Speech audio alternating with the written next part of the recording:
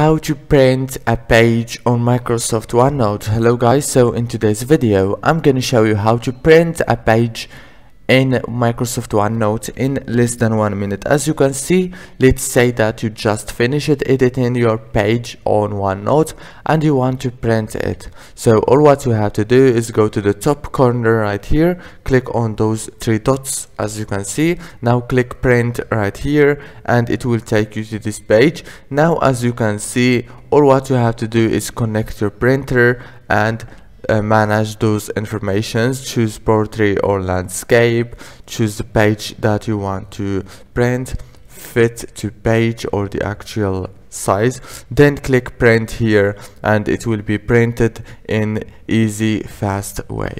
If this video was helpful, please don't forget to like, subscribe, and thank you for watching.